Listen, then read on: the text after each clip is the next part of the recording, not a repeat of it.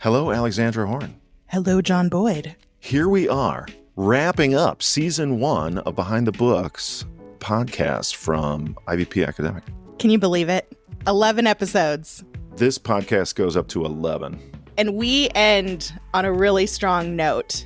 In this episode, Scot McKnight and Lynn Cohick interview the architect of the Dictionary of Paul and His Letters. Actually, the architect of the IVP Bible Dictionary series, Dan Reid. Dan Reid, yep. Dan Reid is not only behind the Dictionary of Paul and His Letters, but Dictionary of Jesus and the Gospels, which was the first of the IVP Bible dictionaries. There's a set of 8 of them now, and we've been talking all season about the revised edition, what we call the DPL2. But Dan is the OG editor on the DPL1, and it's a real great way to cap off the season with an in-depth conversation between Scot, Lynn, and Dan. Now, I never had the privilege of working with Dan. He retired from IVP before I started working there. But John, I know that you had a little bit of overlap with him. I'd love to hear just a little bit of what that experience was like. Oh my gosh, Dan is the greatest. He's not only really good at his job, but he's fun to be with. He's a great mentor. I was fortunate enough, we had about a year and a half where I kind of was apprenticed to him when I joined the IVP Academic editorial team. He was my predecessor as editorial director. I mostly just woke up every morning thinking, how can I soak up more of Dan's wisdom? He's got big picture wisdom. He's got nitty gritty street smarts. He knows a ton both about the academy and the world of scholarship that we're publishing in, but he also knows a ton about publishing and academic publishing in particular. So real highlight for me to have gotten to learn as much as I could from him. I think on a daily or at least weekly basis, what would Dan say about this situation? He's really a champ. Yes, and while he was the architect of the series and editor of the first DPL, he also contributed to DPL2. Yeah, he's got 2 articles in this one. The article on Satan and the devil, and also under the headword triumph, which he knows a lot about, the victory of Christ in Pauline theology. Well, as we're wrapping up this podcast, before we dive into the interview, I want to just take a little bit of a look back at the previous 10 episodes. We had a lot of opportunity to go in depth with 10 contributors, or 9 contributors actually, and that was lovely and an opportunity to get to know them better. But a real highlight for me, this book was a lot of work. There are a lot of pages, there are a lot of things to edit, and our volume editors did a fantastic job. It was wonderful for them to say yes to this podcast, to heartily sign on. And I hope that this was just an opportunity for them to see and celebrate all the good work that they did. Right. Yeah. Scot McKnight as general editor, Lynn Cohick and Nijay Gupta as associate editors on this did a great job crafting the list of articles, working to pick and recruit the right contributors to this. We had 1 million people. Not literally 1 million. A lot of people behind the scenes at IVP working on this. Rebecca Carhart brought this home. Anna Gissing was the original editor when we acquired this. Dan himself actually came through, worked on a lot of it. Our whole editorial services team. I really shouldn't start naming names because there's countless people who worked on this, but we're really grateful. There's countless people. A lot of them are named in the book, in the front section. A lot of hands went into making this book. A lot of hands went into making this podcast. John and I joke that we are behind the books, and that's part of publishing and media, that when you hear a couple of voices on a podcast or you see a couple of names on the cover of a book, so many other people are involved in making that thing come to market, get into your hands, get on your bookshelf. And we thank the whole team a ton for everything they've done. Absolutely. We hope you enjoy listening to this concluding episode of season 1 from Behind the Books. Stay tuned. We don't know exactly what we're going to do next with the Behind the Books podcast, but we'll let you know when we figure it out. In the meantime, feel free to subscribe to our newsletter, Excursus. We'll keep you updated there, or follow us on social media, Twitter at IVP Academic or Facebook at IVP Academic. Thanks for listening.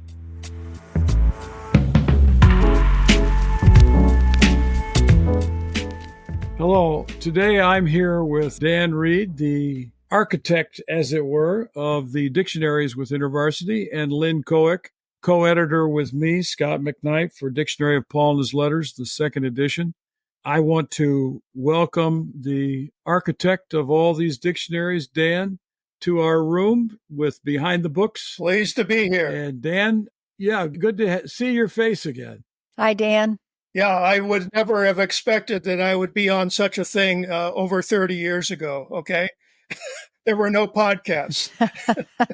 Yes, in fact, okay, Lynn probably doesn't know this. Dan meets with me near Trinity when I was a professor there at Trinity to see if I was interested in being an editor for the Dictionary of Jesus and the Gospels. And he begins by telling me that he didn't say it quite this abruptly, but it's more fun to say it this way. He says, actually, Scott, you're our second choice. But Craig Blumberg said no.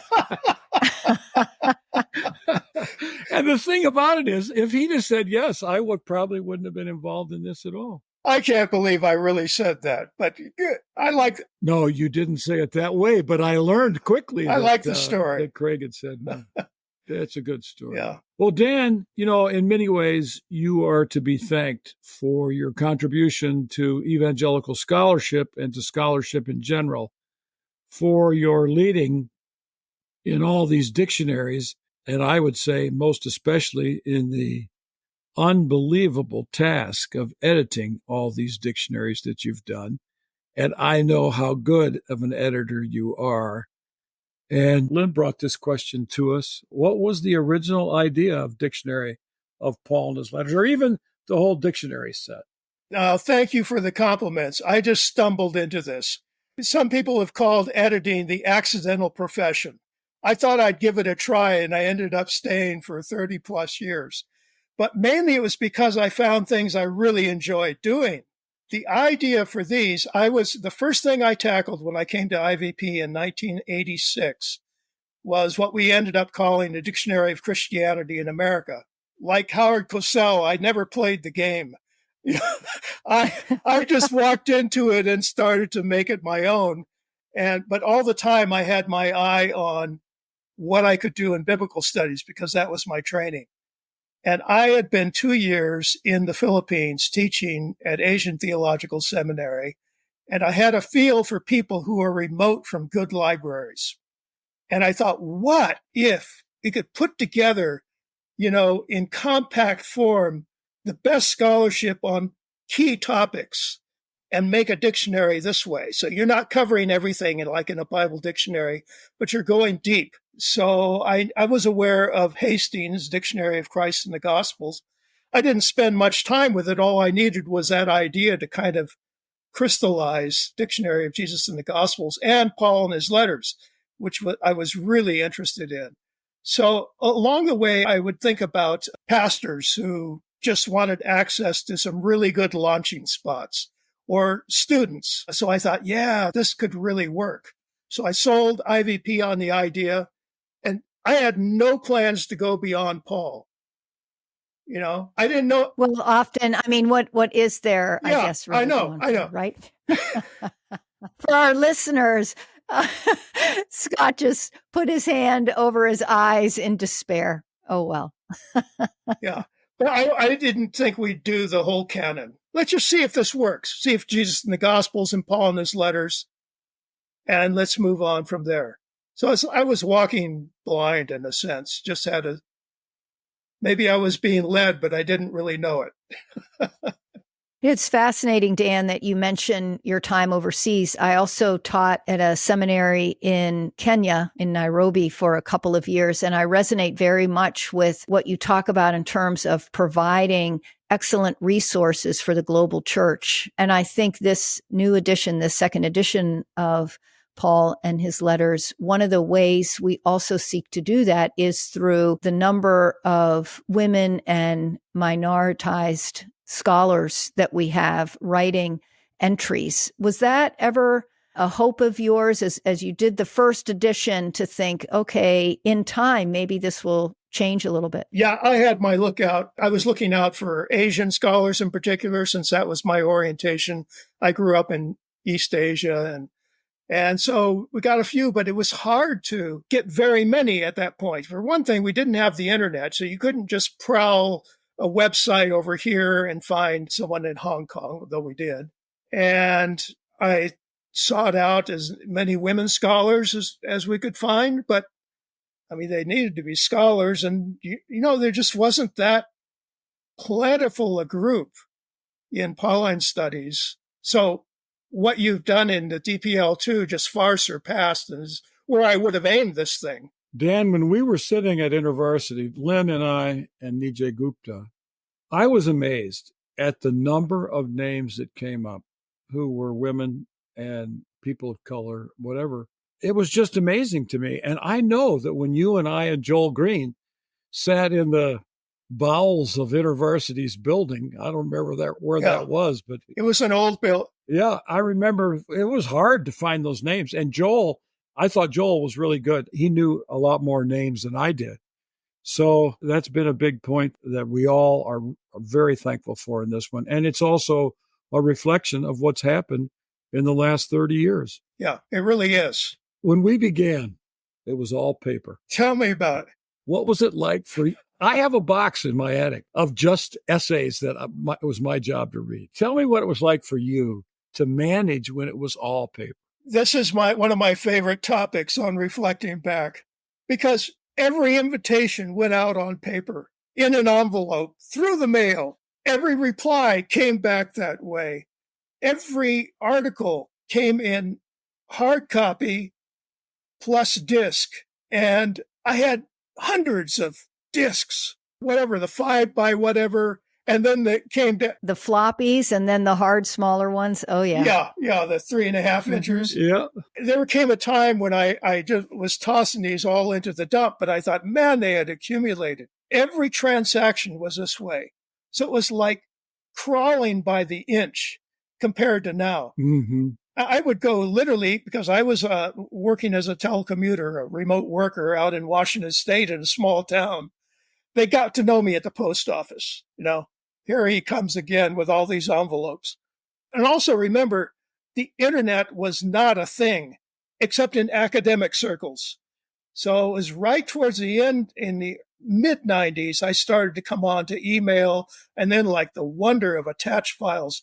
But my killer application was a personal fax machine.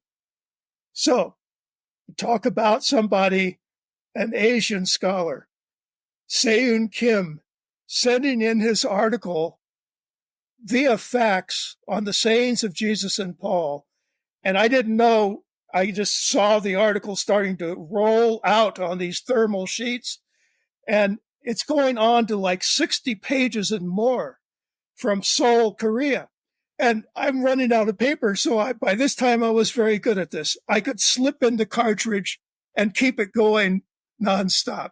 But that was the world of all that. And then you get the discs and you say, well, okay, that's fine. No, they're in like 3 or 4 or 5 different word processing programs, which you then have to convert. And some of them just won't convert. So then you just have to type the whole thing, or else you get something from F.F. Bruce, which literally came from his deathbed in the hospital, typed with scribbles in the margins and things. And then I might have the secretary at IVP type it up, or I might do it myself. But that was the world of that, and it's completely changed. The world, in a sense, got smaller in terms of scholarship.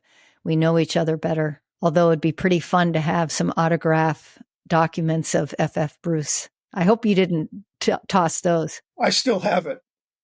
Yeah, it had a note. By the time it came to me, it went to Ralph Martin first, and he says, this may be his last piece. There's a little sticky note on it. Oh. Wow. And it was. It's fun to think about the lives of these authors and how it lives on and their legacy. And I'm sure how thrilled they would be to have a second edition and the impact that has.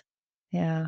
On that point, Joel Green made this point to me once, and I had actually been thinking it, but he voiced it. He says, contributors don't realize that what they contribute to this dictionary may be the most read thing they ever write. And that's true, because it's not only its wide distribution in English, but as I said, I've got copies in 4 different languages sitting here in my office. Yeah, I was reading, I'm working on Matthew right now on something, and I was looking at a commentary, and I looked at the outline of the commentary. And it was my outline, basically, from the Dictionary of Jesus and the Gospels. I didn't even look to see if if I was given credit for it, but when I looked at it, I thought, hey, that's exactly I remember. the outline. Yeah. Dan, you mentioned you kind of fell into this job, but originally you wanted to get into scholarship, to be a teacher. Can you just talk about that a little bit more, that journey that led you to this esteemed position now of having created these wonderful dictionaries? Yeah, I was like everybody or most people coming out of a PhD program. I wanted to teach, and that within a year, I was teaching in the Philippines, and I enjoyed it very much. It was a transformative year for me, I think, in many ways. It stuck with me for a long time. But we had to come back for health reasons to the States, and just sort of like, boom, here we are now. What am I going to do? And we were located in Seattle at the time. And so I taught a course at Seattle Pacific, and then just was sending out some applications. But in my head, I had publishing would really be interesting. So I sent out maybe 2 or 3 letters, and one was to IVP, and it said, at that time, they were looking for a reference book editor because they wanted to start a reference book line. And I read the description, and I said, well, that's me, you know.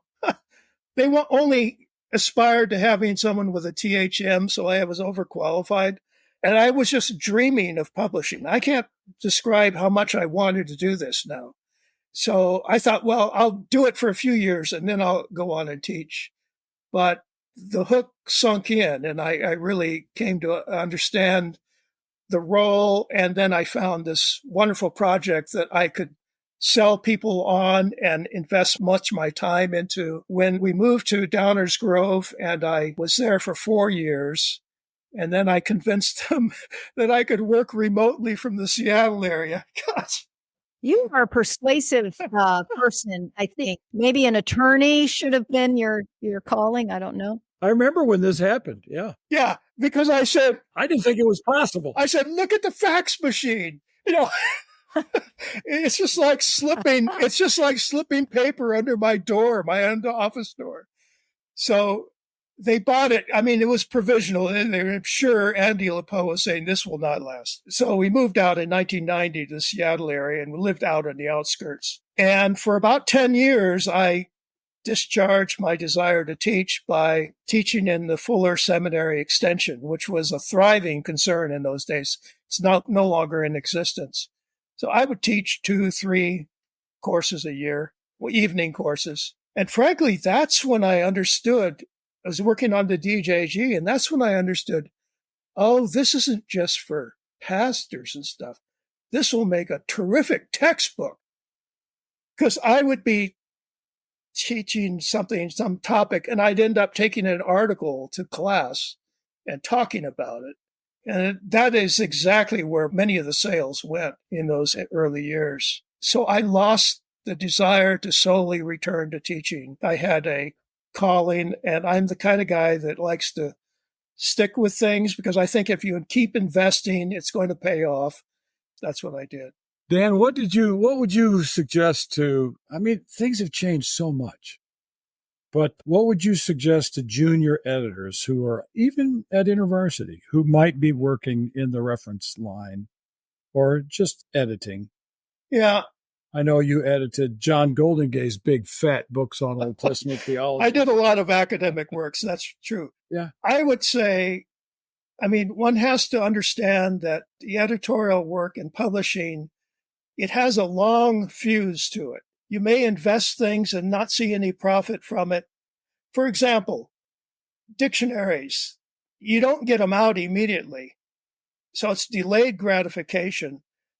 But all of those hours you put into things, if the projects are significant, they really pay off. And besides that, it rewards you along the way. I came to meet people that I wouldn't have met otherwise. In publishing, that's what happens. An introvert like me, I wouldn't have done it, you know. So I think if someone really sees it as a calling, I think it's a great one. And are you glad that you have your PhD? Do you think that helped you? I guess what I'm thinking about, or some people are getting their PhD now, and maybe they won't find a teaching position. And you felt called in getting into being an editor, what were some of the things you realized about yourself? First, well, this is sort of a two-part question about the PhD, and then what you realized about yourself that you thought, yeah, I'll be a good editor. Yeah, I used to think about this a lot in terms of what advice I would give. And for me, is a lot of investment in time in a PhD. And I came to the conclusion that if I didn't do it, I would regret it. No matter what I ended up doing, I would regret it because this is just somehow ingrained in me to do this kind of stuff. Not from an early age or not at high school, not even early college, but it grew. So I found it intrinsically worthwhile. But as I was saying to a fellow who is in that position with a PhD just recently and looking for something worthwhile to do and doesn't want to move across the country, look at opportunities in which you can serve, but you can actually raise the bar for whatever that ministry is because of what you're bringing to it. You're going to bring new ideas, different perspective, and you might create something. So you may go in thinking, well, this is really, I could do this with a whole lot less education, but you can make something of it. And to me, that is what happened. That's kind of my perspective on it.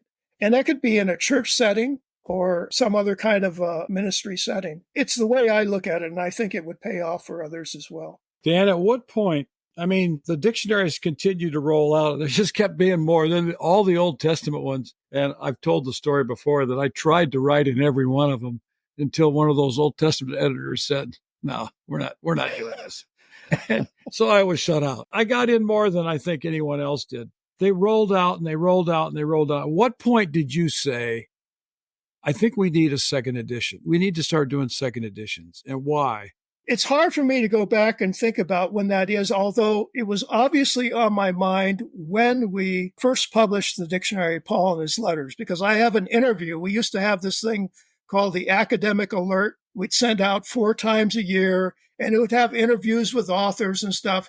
I remember that. Yeah, it was good. It was good. So I had an interview. It was at SNTS when it was at the University of Chicago. So this would be 1990 or 93, rather. You were there. Yeah, I was there. And we were at a restaurant. I was interviewing Jerry Hawthorne and Ralph Martin. And I had a bunch of questions. And one of them was, in 10 years, when we revise this, what do you think we'll want to do? In 10 years. And never think it would be like 33 years or whatever.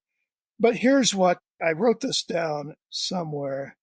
Ralph Martin, he says, the questions a decade from now, which would be year 2000, or 2003, right, will now certainly be different from the questions being asked today. Since many issues in Pauline interpretation remain unresolved, it may well be that in the next 10 years, solutions will emerge that will be generally approved, and these would need to be reflected in any subsequent addition to the DPL. Well, yeah, duh.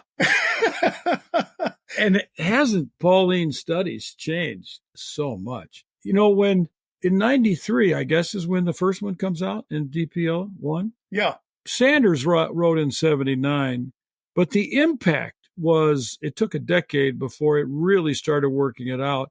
But I remember Jimmy Dunn's stuff when I was teaching at Trinity in the early 90s.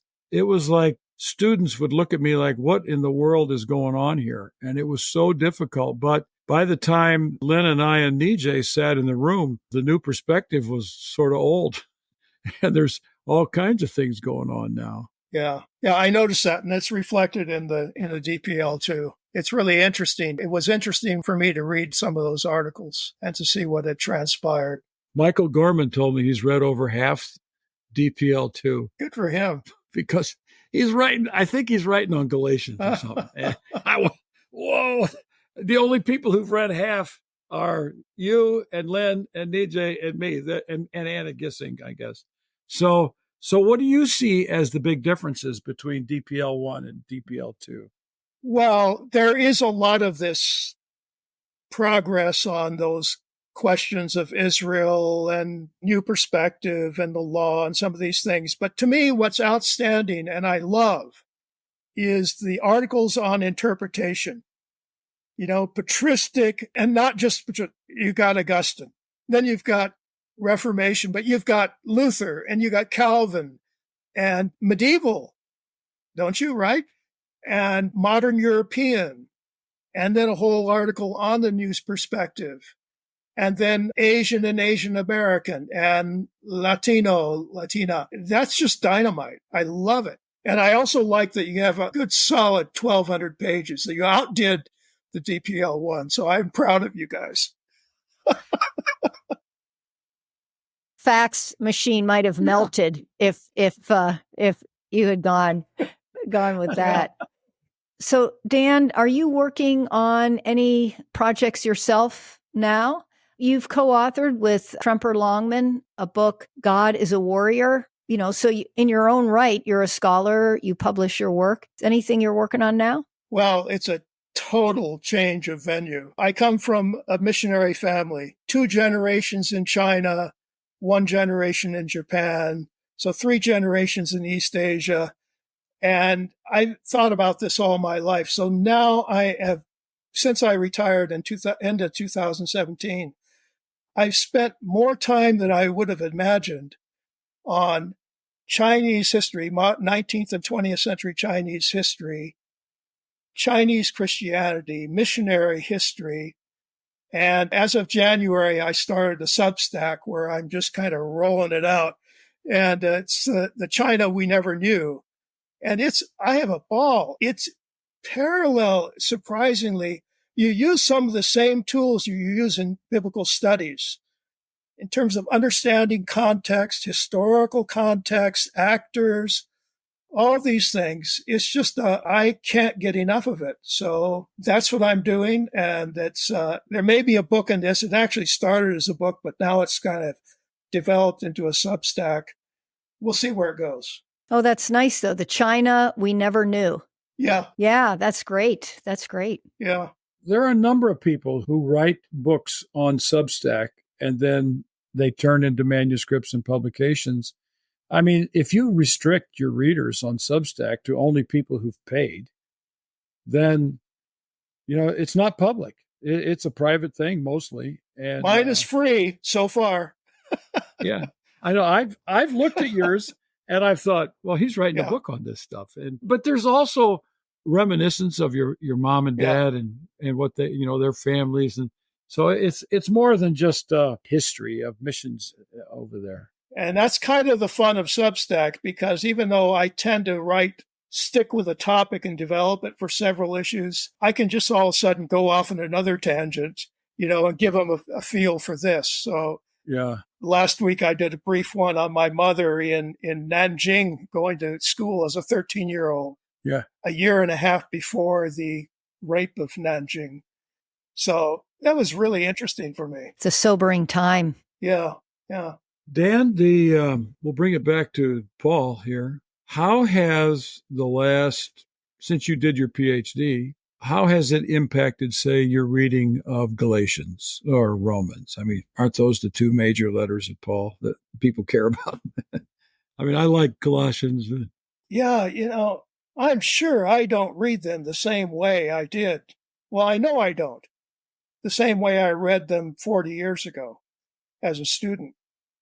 And I read Tom Wright's recent book on Romans, like Romans 8, and I thought, all of this is familiar, but it's become familiar to me over recent years, all the themes that he's developing. And so I wouldn't have thought of these things. When he develops that, I recognize it all. And I nod my head to much or most or all of it. I don't know. But I realize that my reading has been transformed. But it's happened so gradually, it's like I don't understand where the points were. Tom had a huge influence on me as his work started to come out. But so did Sanders, and so did others. Mm-hmm. So did Christian Becker, even. I like Christian Becker's book. I liked it a lot when I read it. The Triumph of God. That came out when I was doing my doctoral dissertation, and it was kind of very much, I worked on the Christus Victor motif in Paul's theology. And I thought, wow, look at this, so. When I look at my I wrote a commentary on Galatians for InterVarsity. I'm not for the other publisher. He who will not be named. Is that it? I think it was 1992. When I look at it now, I think, yeah, okay, I think that's okay, but I would never say it that way today. And the implications are different today than they were then. But I think there's something humiliating about looking at your own work 20, 30, 40 years later and realizing, well, I was pretty young and I was full of enthusiasm and I was working really hard and I said it well, but I wouldn't say that today. I wish I'd have said it this way. That's where I feel when I look at it. I think I've changed, but it has been so slowly in most cases, just gradually. And our context has shaped us a lot. Any further thoughts of yours on the Dictionary of Paul and His Letters #2 as you look at it? You know, you've talked about the diversity of authors that we have now. You know, Lynn and I both had the experience of using these dictionaries in our classes for textbooks and supplementary reading. We use them that way. I use them when I'm writing stuff and scan stuff and look for bibliography. But what are some of your reflections on DPL2? Is it a worthy successor of your project with DPL1? Definitely. You said it in the preface. But what is important for people to know is this is not just a revision of DPL1. And neither was the Dictionary of Jesus and the Gospel 2nd edition. We're just going to go in and overhaul the whole thing. And we might take some stuff and update it a bit. And you're very generous to let me update a couple articles. Yeah, that's where I go back and I say, I was very young. And I wouldn't have said it that way today. But it really is a new book, 95% or more new. Mm-hmm. So that people who don't know the Dictionary of Paul and His Letters 1st edition they will never spot what's really brought over unless they dig in carefully. So often, 2nd editions are, well, let's update the bibliography and add a paragraph here or something like that.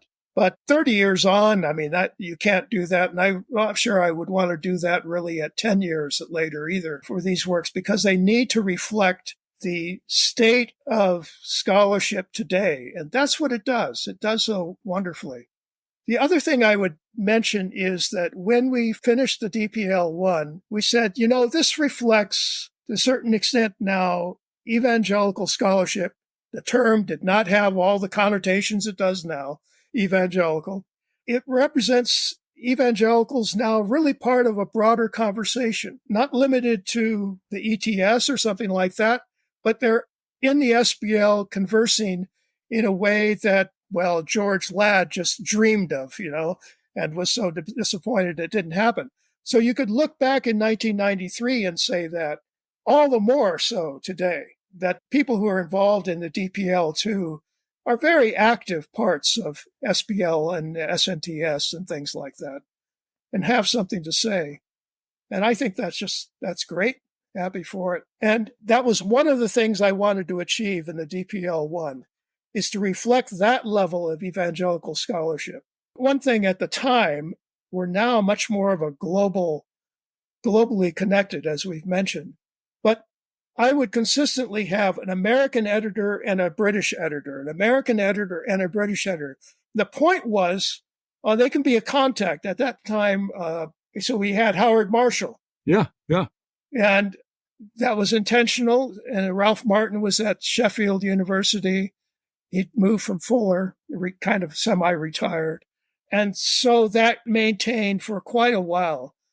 I think it's much less essential today because we're just transatlantic, and global communication is something that's much different. I'm just trying to imagine 30 years from now, the technology and the questions that are going to be asked. It makes me shudder in some ways. But there's promise too. Yeah. And it'll be exciting to see if I'm, of course, still here. You're healthy. Well, you're younger than I am. You'll make it. Yeah. Should the Lord tarry? That's how I should say it, right? Should the Lord tarry? Yeah, that's right. There we go. Now you're being real evangelical there. Dan, I want to say this again. You know, I was honored didn't realize what I was getting myself into to be asked to participate in DJG1, the Dictionary of Jesus and the Gospel. But I used that dictionary just so much. I wore out one copy of it, used it in classes. But it's participation and living along with the contributions that these dictionaries have made to my life, to the life of students, to other people I know. And, we're friends. We've known one another for close to 40 years, I guess, 35 years. And the contribution that you made by, I used the word at the beginning of being the architect of these, is unsung and unnoticed. But behind the scenes, you were checking facts, you were correcting people, you would write notes to people and say, no, I think you got this guy wrong. This reference is not Galatians 3:4, it's Galatians 4:3. I mean, all those details that you did made this dictionary better. And your contribution to New Testament scholarship and Old Testament scholarship is really significant because of your role that you played in these dictionaries. And I want you to know that. And I want to say that publicly because if we're together, I probably wouldn't say that. I'm a witness to it and echo what Scott said. Well, thank you very much. As I said, I just fell into it, and my old high school buddies could not quite believe I was doing such a thing because I was not known to be a student.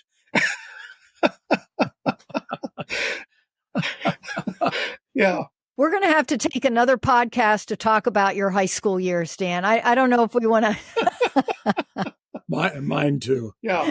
When they see me years later, they ask me if I ever got around to climbing Everest. I mean, that's the kind of person I was. It wasn't this.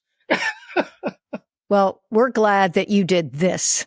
All right. Thank you. It has amazingly benefited the church and the academy. And I want to thank the readers, our listeners, to Behind the Books. This is our final podcast on talking to authors and editors and how these things work and what kind of scholars they are and how these things fit into their life. It's just so fitting, I feel, that we get to talk to Dan. Lynn and I get to talk to Dan here at the end as sort of an inclusio of the dictionaries. So thank you very much for listening to the podcast, and we hope that you will find the dictionaries, especially Dictionary of Paul and his letters, number 2, a blessing in your ministry and in your academic work as you continue to study the Word of God. Thank you. Amen. Thanks for tuning in to this week's episode of Behind the Books from IVP Academic. And that episode wraps up season 1. We've got good plans brewing for season 2, so stay tuned. Behind the Books is a production of IVP Academic. For more information on any IVP titles mentioned in this episode, visit ivpress.com and use code IVPOD25. That's IVPOD25 for 25% off. Sound engineering by Honest Podcasts. Our producers are Alexandra Horn and Travis Alberton. Our production assistants are Christine Policio Mello and Jack Reese. Our hosts are Scot McKnight, Lynn Cohick, Nijay Gupta, John Boyd, and Alexandra Horn. Don't forget to subscribe to our show on Apple Podcasts, Spotify, or wherever you listen to podcasts, and leave a rating and review to support the show.